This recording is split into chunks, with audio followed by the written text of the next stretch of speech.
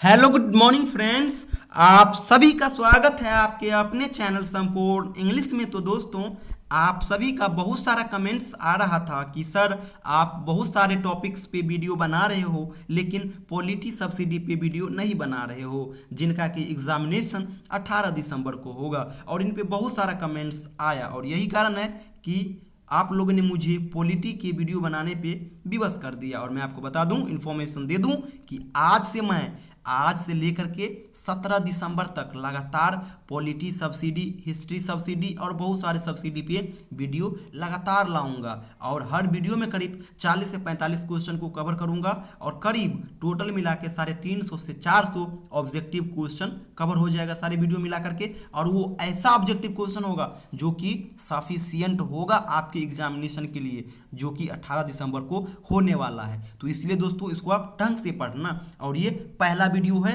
अगला वीडियो कल आएगा, उससे अगला वीडियो परसों आएगा। इस प्रकार से ये कंटिन्यू रहेगा 17 दिसंबर तक। तो चलिए क्वेश्चन स्टार्ट करते हैं। और मैं आपको बता दूं कि इनमें पॉलिटी में क्वेश्चन जो आते हैं वो यूके और यूएसए से रिलेटेड बहुत सारे पॉलिटी का क्वेश्चन आता है कि इनके निम्न सदन को क्या कहा जाता है, इनके उच्च सदन को क्या कहा जाता है, इनका कार्यकाल कितना होता है, इनका कितना होता है। इन प्रकार से क्वेश्चन बनते हैं। साथ ही साथ कथन वाले बहुत सारे क्वेश्चन बनते हैं। आपको 3 से 4 लाइन का कोई स्टेटमेंट दे देगा और बोलेगा कि ये किनके द्वारा कहा गया कथन है। ये बहुत क्वेश्चन आते हैं। तो चलिए वीडियो स्टार्ट करते हैं। तो दोस्तों, मेरा पहला क्वेश्चन है, निम्नलिखित में किस व्यवस्थापिका में एक सदनात्मक व्यवस्था है? तो ये चीन में है दोस्तों। अगला क्वेश्चन, हाउस ऑफ कॉमन्स किस देश की संसद का निम्न सदन है? तो ये ब्रिटिश का। संरचनात्मक प्रकार्यात्मक उपागम के प्रणेता कौन है? तो ये आमंड है। अगला क्वेश्चन, किस देश में प्रशासकीय कानून का प्रावधान है? तो ये अमेरिका में। अगला क्वेश्चन, ब्रिटिश कॉमन सभा का कार्यकाल कितने वर्ष का होता है? तो ये 5 साल का होता है। अगला क्वेश्चन, तुलनात्मक राजनीति के अध्ययन के परंपरागत अध्ययन उपागमों में निम्नलिखित में से कौन नहीं है? तो ये भारतीय राजनीति। अगला क्वेश्चन, क्षेत्रीय उपागम के लेखक निम्नलिखित में कौन है? तो ये उक्त दोनों का कहने का मतलब कोलमैन और आमंड, ये दोनों। अगला question, Soviet politics the dilemma of power किसकी रचना है? तो ये वेरिंगटन मूर की रचना है। बहुत सारे क्वेश्चन ये आते हैं। अगला क्वेश्चन, परंपरागत तुलनात्मक राजनीति का क्षेत्र बहुत ही है, क्या संकुचित है? अगला क्वेश्चन, एप्टर किससे संबंधित है? तो ये तुलनात्मक राजनीति के आधुनिकी उपागम से।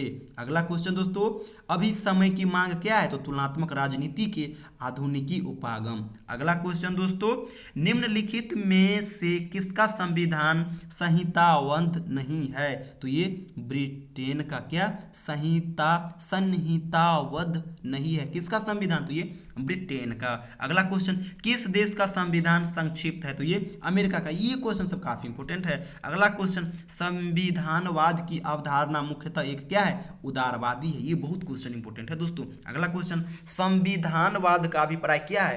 पूर्णतः पालन करना। अगला क्वेश्चन, संविधानवाद का युग किस देश के संविधान से शुरू हुआ? तो ये अमेरिका के संविधान से। देख रहे हैं यहाँ पे आप लोग, जितना भी बात किया जा रहा है वो सारा यूके यूएसए का बात किया जा रहा है। और पहले भी मैं आपको बताया कि यहाँ से पॉलिटी जो क्वेश्चन आता है वो यूके और यूएसए से रिलेटेड आता है। अगला क्वेश्चन, राजनीतिक संस्कृति को किस विद्वान ने परिभाषित किया? तो ये आमंड ने किया। अगला क्वेश्चन, राजनीतिक संस्कृति के निम्नलिखित श्रेणियों में कौन नहीं है? तो ये उदार संस्कृति। अगला क्वेश्चन, राजनीति संस्कृति का प्रयास है मनोविज्ञान और समाजशास्त्र को जोड़ना, यही इनका काम है। अगला क्वेश्चन, राजनीति संस्कृति है पुराने विचारों का नया नाम। अगला क्वेश्चन, राजनीतिक सामाजिकरण का संबंध है किनसे? परिवार से। अगला क्वेश्चन, किसका कथन है? राजनीतिक व्यवस्था के संबंध में कुछ धारणाओं और उनका विकास तथा व्यवहार से संबंधित विश्वास ही राजनीति सामाजिकरण है। तो ये एलेन वाल का कहना है। इस पे आप ध्यान रखना। मित्र मंडली किससे संबंधित है? तो ये राजनीतिक सामाजिककरण से। अगला क्वेश्चन, राजनीतिक सामाजिककरण किस देश के वैज्ञानिकों का ध्यान आकृष्ट किया है? तो ये अमेरिका का। देख रहे हैं ना, जहाँ पे आपको दिक्कत हो और ऑप्शन में अमेरिका रहे तो वहाँ पे आप जरूर मारना। अगला क्वेश्चन, राजनीतिक सामाजिककरण के निम्नलिखित अभिकरणों में से कौन एक नहीं है? तो ये संसद। अगला क्वेश्चन फिर ये स्टेटमेंट वाला आ गया, कथन वाला।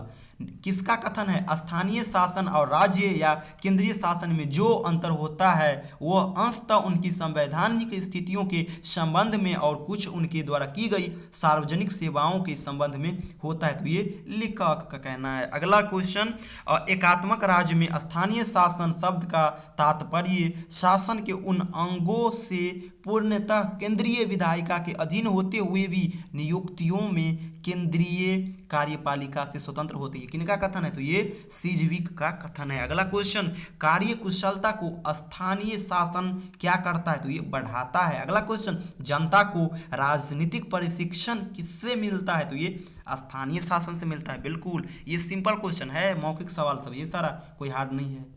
स्थानीय शासन किसको परामर्श देता है? तो केंद्र और राज्य को, उन्हीं को तो देता है। स्थानीय शासन किसके अधिनियम द्वारा निर्मित इकाई है? तो ये दोनों, केंद्र और राज्य दोनों के द्वारा। अगला क्वेश्चन, बिजली और टेलीफोन की सुविधा कौन उपलब्ध कराता है? तो स्थानीय शासन ये कराता है दोस्तों। और स्थानीय शासन को कौन देता है? तो केंद्र और राज्य देता है। निम्नलिखित में कौन स्थानीय शासन का कार्य नहीं है? कानून का निर्माण। कानून का निर्माण करना ये केंद्र का काम है। कॉन्स्टिट्यूशन में इम्प्लीमेंट करना केंद्र का काम है। और सिनेमा भवन और क्लब का निर्माण करवाना किसका कार्य है? स्थानीय शासन। ये सब सिंपल है, ये सब स्थानीय शासन सब है। स्थानीय शासन के कौन कार्य है? तो पुलिस कार्य, न्यायिक कार्य, सामाजिक और सांस्कृतिक कार्य, ये सभी है किसका? स्थानीय शासन का। स्थानीय शासन कहने का मतलब आप डिस्ट्रिक्ट लेवल पे बोल सकते हो। और संघीय सभा कहाँ का संसद का नाम है? तो ये स्विट्जरलैंड के संसद का नाम है। अगला क्वेश्चन, सर्वप्रथम आधुनिक युग में संघात्मक व्यवस्था को किस देश ने लागू किया? तो ये अमेरिका। स्विट्जरलैंड में संघीय विषयों का प्रबंध किसके द्वारा लिया जाता है? तो ये कैंटनो के द्वारा लिया जाता है। लॉर्ड सभा किस देश की संसद का उच्च सदन का नाम है? तो ये ब्रिटेन। ये काफी इंपॉर्टेंट है दोस्तों, ये VVI है, आप समझ लो इनको। अगला क्वेश्चन, शक्ति पृथक्करण का सिद्धांत कहाँ लागू हुआ? तो अमेरिका में, ये भी इंपॉर्टेंट है। अगला क्वेश्चन, हाउस ऑफ कॉमन्स किस देश की संसद का निम्न सदन है? तो ब्रिटिश का। ये भी VVI है दोस्तों, मोस्ट इंपोर्टेंट ये क्वेश्चन आएगा, ये सब जो मैं अभी बता रहा हूँ। फ्रांस की संसद निर्वाचन संबंधी अधिकार है सीमित। अगला क्वेश्चन, निम्नलिखित में से किस सदन को न्यायिक अधिकार प्राप्त है? तो लॉर्ड सभा को। किस देश में प्रधानमंत्री का पद नहीं होता है? अमेरिका में। ये तो मौखिक सवाल है, आपको मालूम है। वहां पे कौन होता है? राष्ट्रपति होता है। अगला क्वेश्चन, ब्रिटेन में संवैधानिक प्रधान कौन होता है? तो सम्राट होता है। वहां पे प्रधानमंत्री वगैरह ये सारी चीज नहीं होती, वहां पे सम्राट होता है, संवैधानिक प्रधान, यानी सबसे बड़ा व्यक्ति कॉन्स्टिट्यूशन का। अमेरिकी राष्ट्रपति का कार्यकाल कितने वर्षों का होता है? 4 वर्ष का। जैसा कि आपको पता है कि अमेरिका में प्राइम मिनिस्टर का कोई पोस्ट नहीं होता है, उप प्राइम मिनिस्टर का नहीं होता है। किसका होता है? तो केवल और केवल राष्ट्रपति का होता है। और उसका जो ये होता है ड्यूरेशन, ये होता है टेन्योर 4 ईयर्स का। अगला क्वेश्चन दोस्तों, ब्रिटेन के प्रधानमंत्री के लिए कार्यकाल कितने वर्षों के लिए होता है? तो ये 5 वर्षों के लिए होता है। अमेरिकी राष्ट्रपति को किस विधि से पदच्युत किया जाता है? तो महाभियोग के द्वारा। कहने का ये अर्थ कि कोई अमेरिका में जो है राष्ट्रपति है, अगर मान लीजिए वो अच्छा काम नहीं कर रहा है तो उसको अगर हटाना हो तो कौन से चीज़ के द्वारा हटाया जाता है उसको? तो ये महाभियोग के द्वारा। और यही कारण है कि राष्ट्रपति को हटाने का जो प्रावधान है भारत में अमेरिका से ही लिया गया है। इसलिए भारत में भी राष्ट्रपति को हटाने की प्रक्रिया को क्या कहा जाता है? महाभियोग। अगर ढंग से आप जानना चाहते हो तो इसका एक टॉपिक है, आधा घंटा लगता है कि महाभियोग कौन से आर्टिकल में आता है, कौन से पार्ट में आता है, किन पे लगता है, कैसे लगाया जाता है, ये सब बहुत बड़ा टॉपिक है। अगर ढंग से पढ़ोगे कहोगे तो तब तक एग्जाम के लिए इतना सफिशिएंट है, इतना कर लो, टाइम मिलेगा अगर आप कहोगे तो मैं लाइव आकर के व्हाइट बोर्ड पे सारी चीज़ को पढ़ाऊंगा, क्योंकि ये बहुत ही इंपॉर्टेंट है कॉम्पिटिटिव एग्जाम के लिए भी। निम्नलिखित में से किस राष्ट्रपति की स्थिति दुर्बल है? तो स्विस की।